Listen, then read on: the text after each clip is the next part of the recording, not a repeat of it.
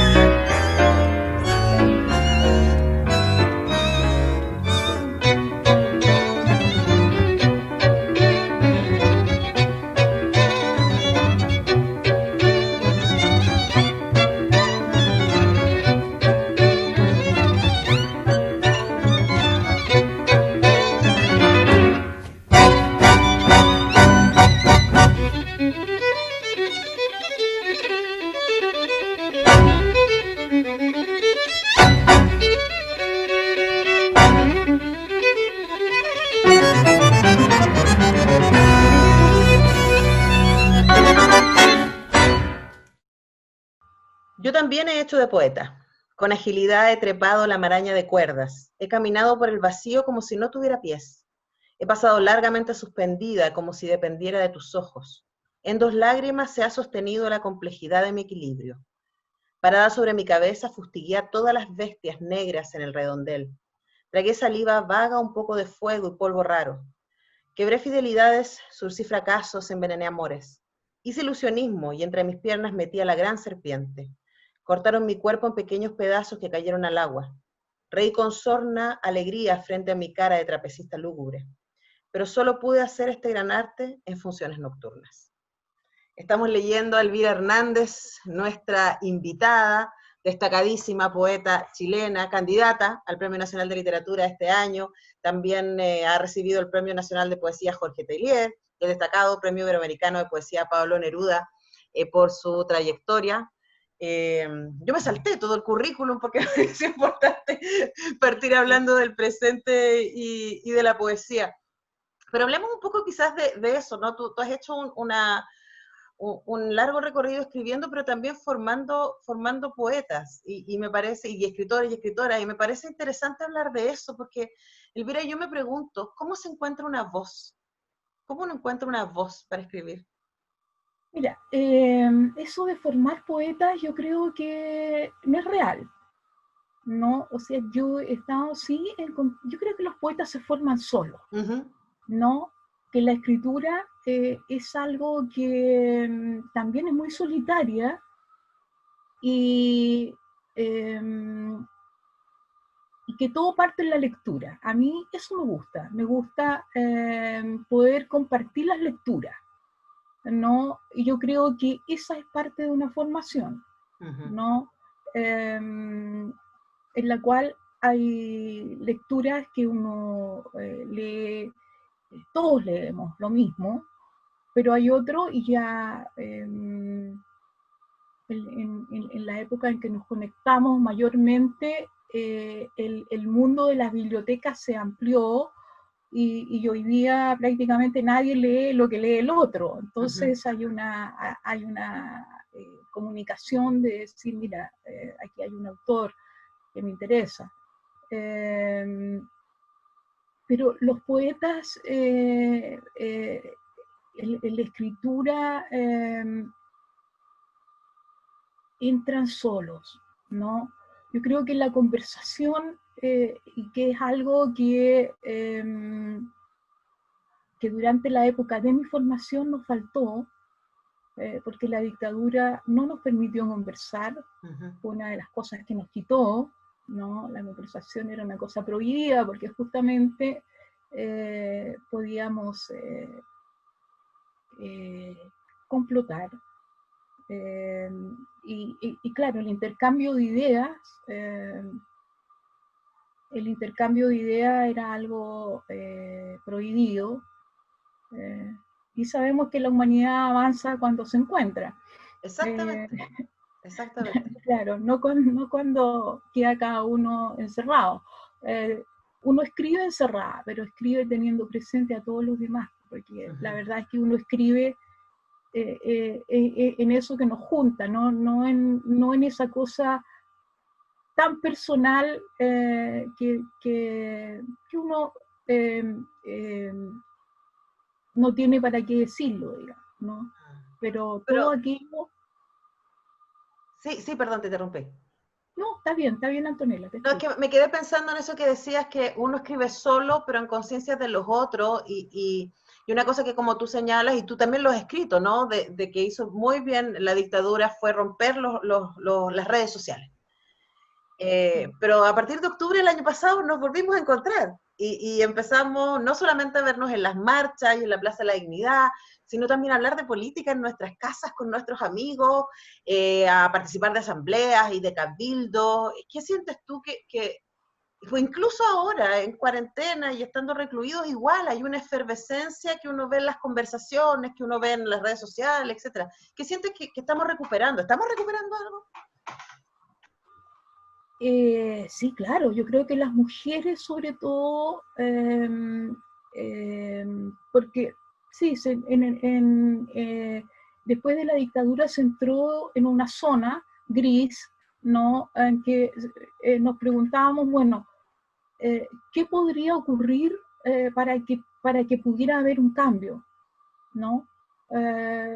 Porque estábamos un tanto aplastados, ¿no?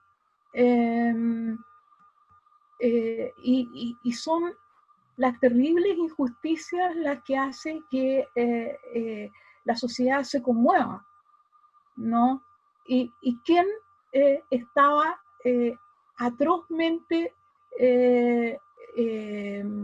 yo diría, sujeta por el sistema. Era la mujer, ¿no? Si bien es cierto que había logrado que se la aceptara como profesional, de la misma manera tenía que hacer esfuerzos tan terribles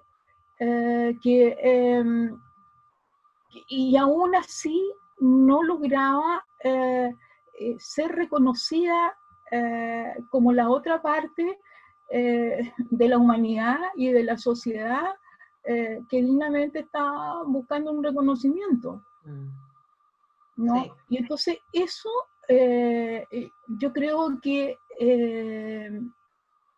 el estallido fue muy violento, pero la mujer de a poco fue mostrando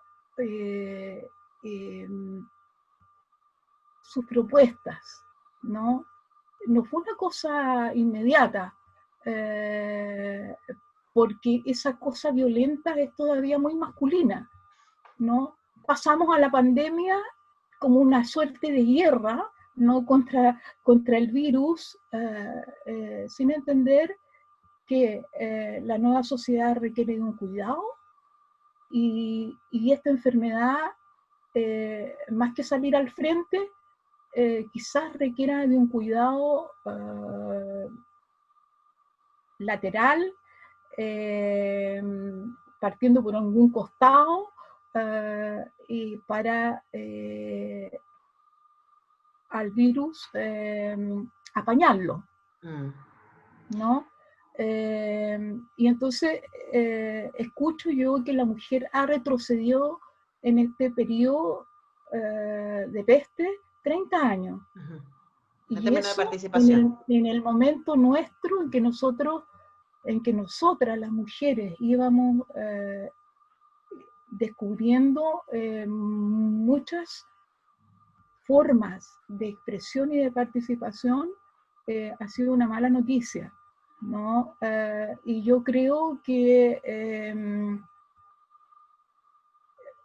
quizás el propósito sea revertir ese anuncio, ¿no? De que hemos retrocedido, de sentir que no podemos retroceder, ¿no? Porque yo creo que la nueva mirada para poder salir de esto tiene que ser una mirada hoy día que venga desde la mujer.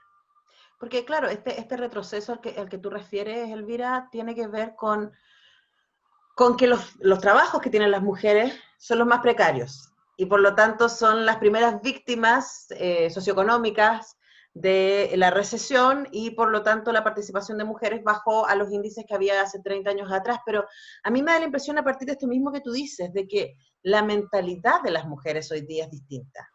Sí. Y que probablemente mi generación y la generación de mis alumnas tiene más posibilidades de mirarse a sí misma con mayor libertad que la que le tocó a tu generación, que tuvo muchísimo, muchísimo más con lo que luchar.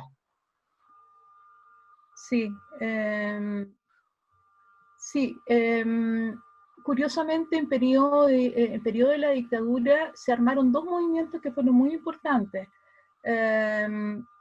porque la sociedad un poco estuvo, en el momento en que se rompe el Estado de Derecho, y se busca reprimir a la sociedad, las mujeres se organizan. No se organizan porque la sociedad misma, que tenía un comportamiento que era muy masculino, de relegar a la mujer a pequeños departamentos en los partidos, en todas partes había como algo pequeñito que era mujer. Las mujeres salen para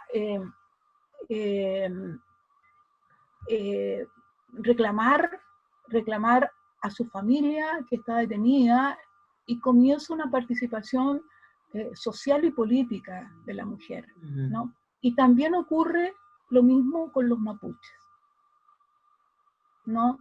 También curiosamente, tanto las mujeres, hay un movimiento de escritura femenina muy interesante y de poesía mapuche de una fuerza enorme, claro. ¿no? Y que se gesta en ese periodo, ¿no? Sí. Un periodo que, tal como tú dices, tuvimos que remontar muchos obstáculos, ¿no? Pero al mismo tiempo, al parecer, esto fue un incentivo para lograr avanzar quizás de una manera que no lo habríamos podido hacer de no haber sido justamente por esos obstáculos que permitió que la mujer se hiciera cargo de algo que hasta el momento no era parte de o sea, no se había dejado que fuera parte de sus intereses, como por ejemplo hablar de libertad de expresión, libertades políticas, libertades individuales.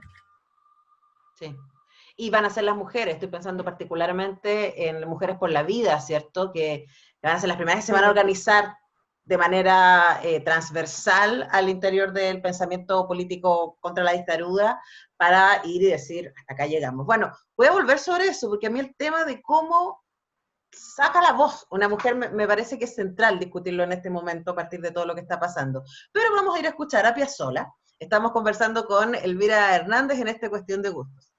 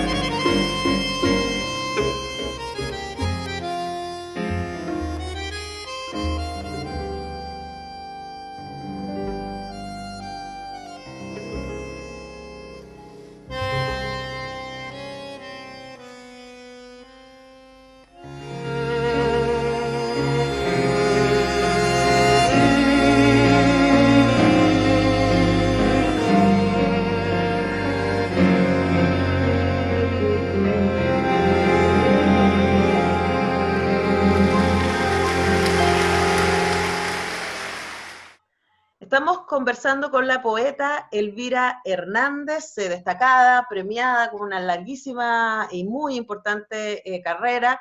Y bueno, una de las razones por la que estamos conversando con ellas ahora también tiene que ver con su nominación para el Premio Nacional de Literatura y esta campaña que está haciendo la Asociación de Autoras, poniendo en cuestión el canon y poniendo en cuestión las categorías y las decisiones desde el poder, que han hecho que en 54 premios entregados solamente 5 de ellos hayan sido a mujeres y solo uno de ellos a una poeta, además varios años después de que esta poeta recibió el Nobel.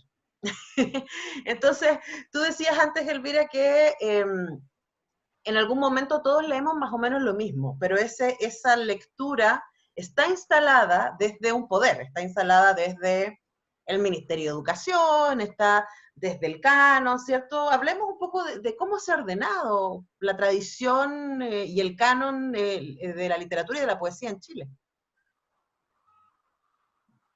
Sí, bueno, la poesía es un lugar muy masculino, naturalmente, ¿no? Y yo tengo la impresión que en otros momentos hubo una apertura mayor y que se perdió en el tiempo. Por ejemplo, yo recuerdo mi mamá traía a casa en los años 60, finales de los 50, una revista que se llamaba Rosita. Yo recuerdo haber leído ahí los primeros poemas de María Monbel, por ejemplo, de Olga Acevedo, ¿no? Cuentos de Marta Jara. Entonces, había las revistas para las mujeres, eran revistas que contemplaban la literatura, mucha literatura, o sea, no solamente había moda y cocina, no, había bastante literatura, y las mujeres tenían una ventana, una vitrina, diríamos, donde mostrar sus cosas. Y eso se perdió después, ¿no? No tengo claro por qué, digamos, ¿no? Pero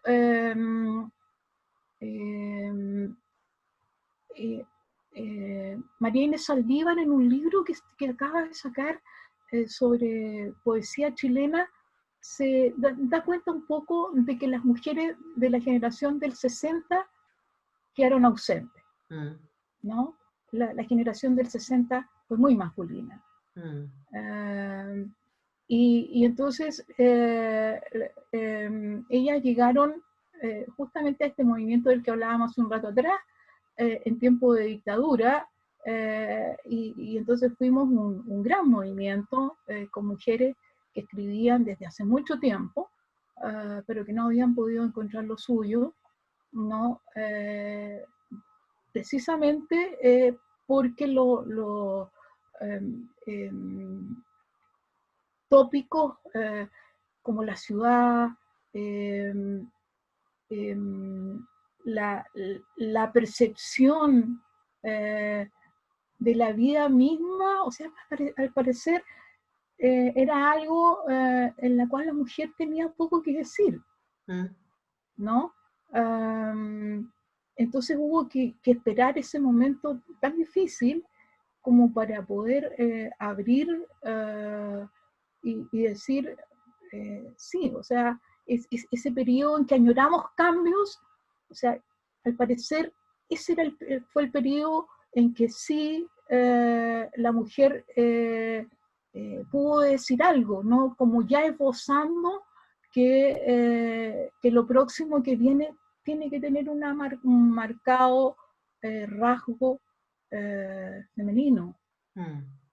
Claro, además también ante la crisis, ¿no? Ante la crisis instalada, y aquí me lanzo con una teoría, ¿no? Instalada por un tipo de masculinidad hegemónica, por un tipo de liderazgo y por un tipo de concepción de la sociedad que tiene que ver con una concepción androcéntrica basada en la productividad, basada en la meta, ¿cierto? En el ejercicio del tiempo como tiempo productivo y en el ejercicio del cuerpo como cuerpo productivo, más que en el espacio de la detención, del placer, de lo sensible.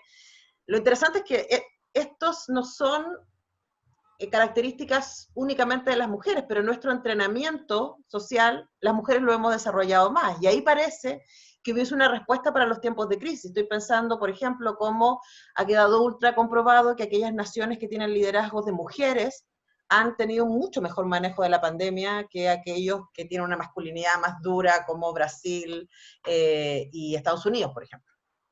Sí, sí, claro. Bueno, yo creo que ahí, digamos, se pone sobre el tapete para que entremos a ver de que pensar la manera en que hemos estado viviendo, que el pensamiento, el ejercicio de pensar, no es una cosa que solamente dentro de la especie humana le corresponde al ser masculino, ¿no? O sea, en este momento ese es un espacio que sin duda tiene que ser cubierto, ¿no? Por lo que muchas mujeres deben estar trabajando silenciosamente, ¿no? La poesía ha avanzado en lo que le corresponde, ¿no? Un cierto pensamiento. Yo creo que la poesía es pensante, ¿no? Es pensante. Pero hay muchas mujeres que están desde lo suyo esperando sin duda que esto se articule más, Sí. ¿no? Sí. Aunque a mí me pasa, no siendo lectora de poesía, sino me pasa y además estoy como en un momento de entusiasmo porque pasado mis 40 he empezado a leer poesía de manera más sistemática y he aprendido un par de cosas que me parecen interesantes y que también se traslada a lo que he aprendido antes de las mujeres haciendo cine o de las mujeres haciendo arte. Y es que hay dos características que se repiten en general en las mujeres creadoras. Y una es el humor, que también hay mucho en tu poesía, un humor negro, ¿cierto? Una ironía, pero ahí está. Y otra es la capacidad de repensar los formatos, de jugar con los formatos. Es como, ya que el canon es tan estricto respecto a lo que se debe y no se debe hacer, las mujeres dicen, bueno, si no me van a dejar jugar con eso, voy a inventarme otras maneras de jugar. Esta es mi impresión. ¿Cuál es tu impresión respecto a estas dos características? No, sí, o sea, la mujer poeta no es un epígono de la poesía tradicional, sino que está también buscando su manera de expresarse y sin duda que ha puesto patas para arriba porque justamente en eso consiste el poder, yo diría, darle a la palabra la posibilidad de expresar algo que hasta el momento no ha dicho, ¿no? Entonces, tiene que hacer mucha fuerza en eso. Claro que sí, sacarla del centro, descentrarla. Y bueno, vamos a seguir conversando sobre el descentre de la poesía, que me parece un tremendo tema, pero vamos a ir a seguir escuchando música y vamos a seguir escuchando Piazzolla, pero antes de ir con eso quiero preguntarte, Elvira, ¿por qué escogiste Piazzolla para acompañar el programa de hoy? Bueno, eso es, primero, porque la poesía está vinculada a la música. El mito dice que la poesía se arrancó con los tarros, ¿no? Y entonces dijo, bueno, que la música quede en otro lado, porque las palabras tienen su propia música, ¿no? Y yo voy a decir que sostuve eso hasta que hice una experiencia con la Orquesta de Poetas, ¿no? La Orquesta de Poetas ha hecho, bueno, son todos, cada uno de ellos, ¿no? Federico Eisner, está Felipe Carlsen, ¿no? Han hecho un trabajo tremendamente interesante, sobre todo más interesante todavía para alguien como yo, que creía o me mantuve como muy aparte de la música,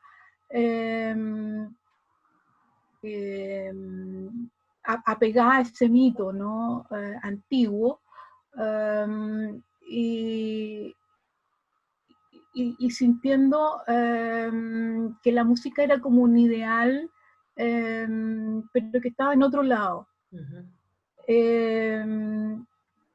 Y bueno, me he replanteado esa relación, que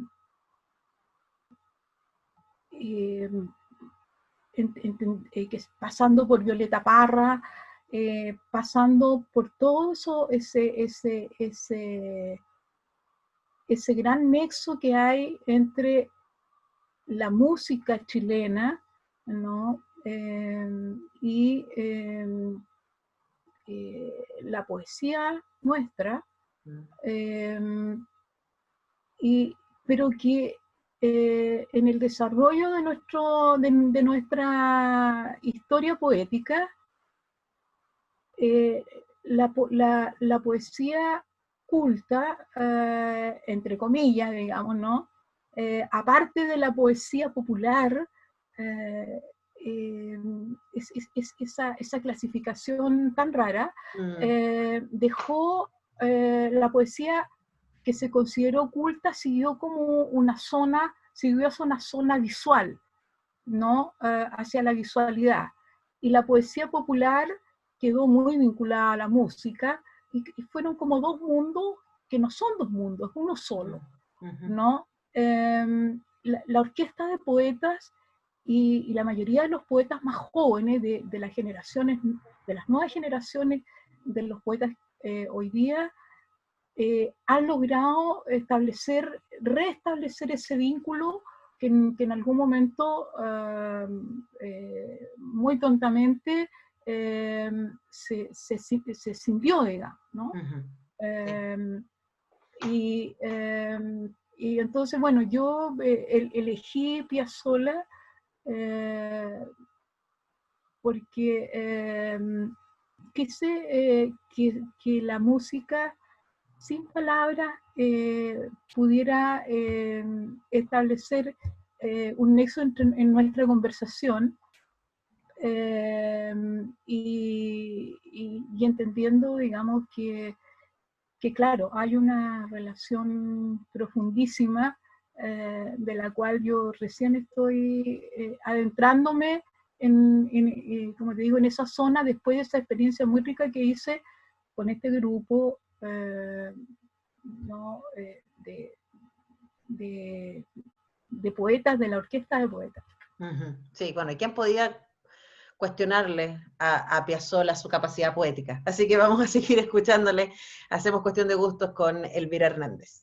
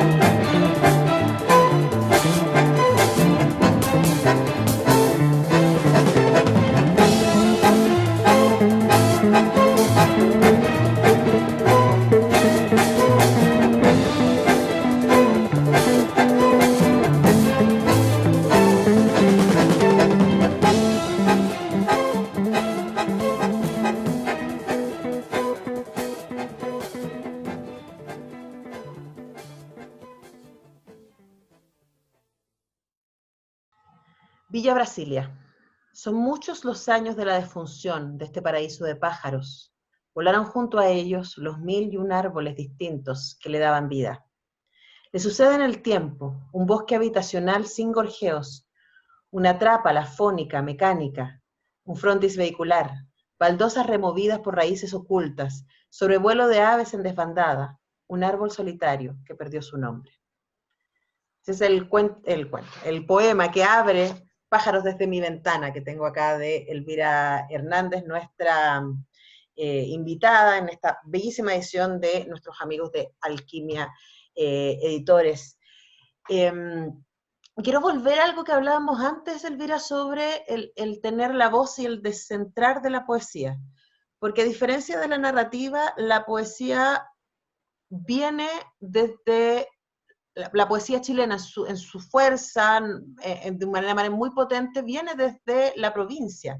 Tú naciste en Lebu y tenemos tantos poetas increíbles. Hace poquito hablamos con Rosabeth Muñoz de Chiloé, y a mí me encanta Atelier, de Lautaro, ¿cierto? Bueno, y Neftalí Reyes, que también viene del sur, y por supuesto Lucila Godoy viene del norte. ¿Qué sientes tú que tiene la poesía que permite salir de la capital, a diferencia de la narrativa, que está tan ultra instalada en la metrópoli?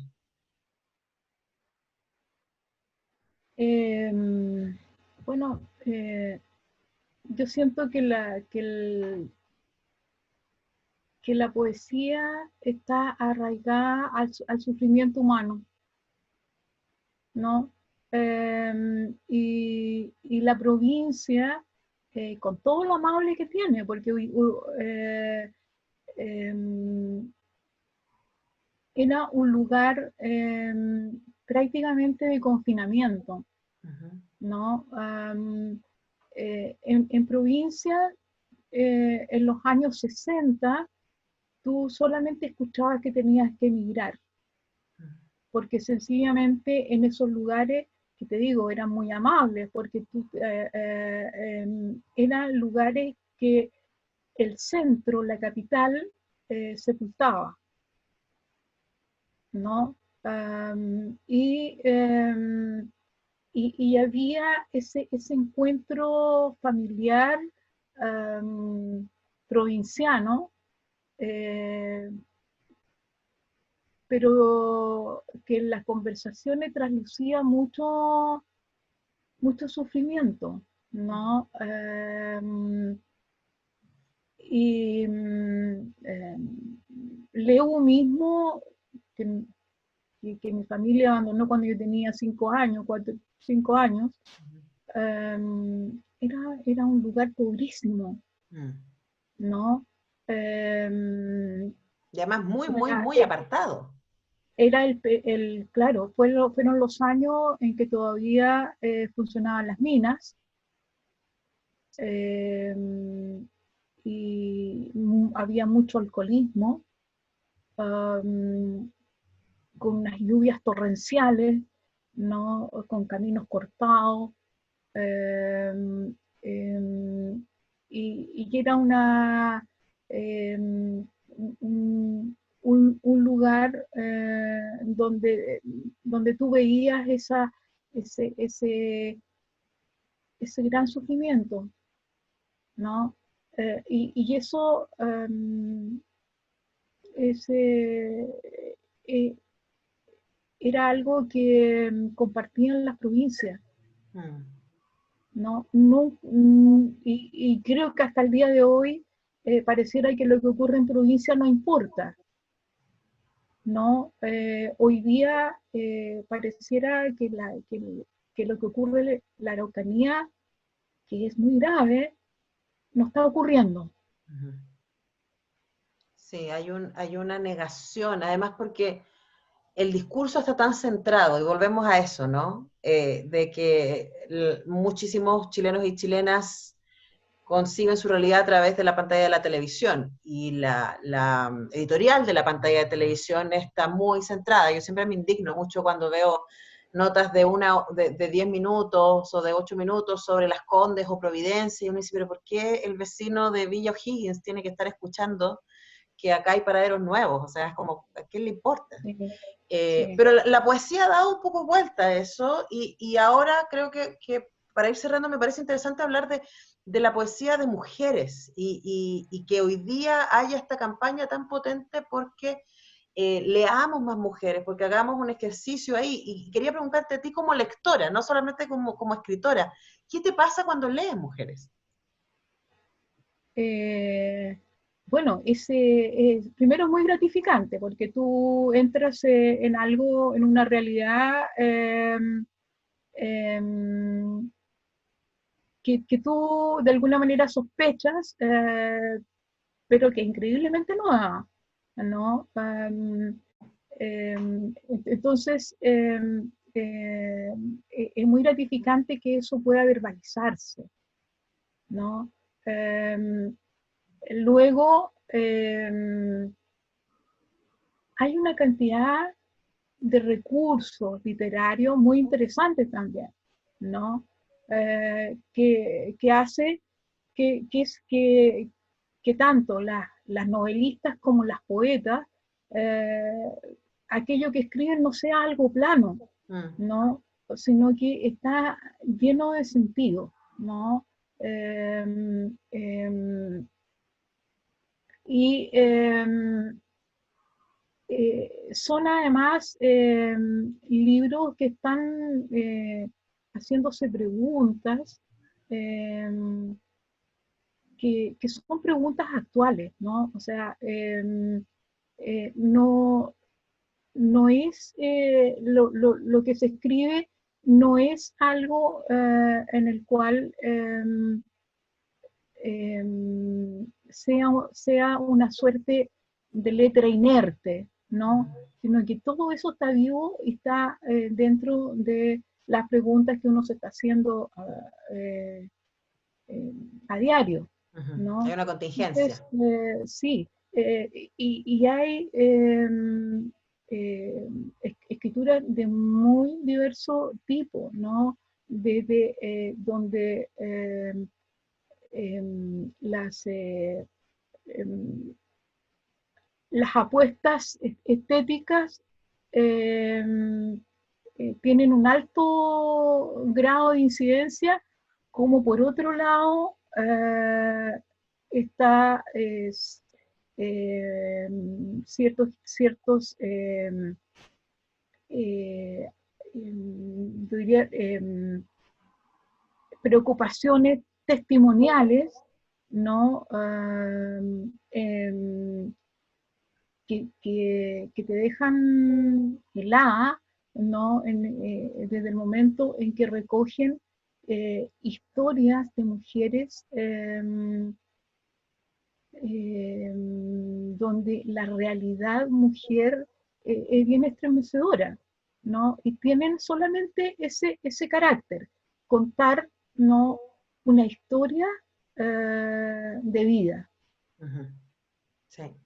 Sí, pasa eso, el arte como espejo y ventana, pasa especialmente, ¿no? Que a uno se encuentra, a mí me pasa, yo me encuentro leyendo mujeres, y al mismo tiempo me abre la experiencia a lugares desconocidos, pero que me suenan familiares. Sí, sí. Bueno, ha sido un tremendo placer conversar contigo, Elvira. Muchísimas gracias por darte este tiempo para hablar con cuestión de gustos. Felicitaciones por todo tu trabajo y muchas gracias por tu generosidad. Muchas gracias por la invitación y un saludo para los auditores de la radio. Que estés muy bien, chao. Adiós.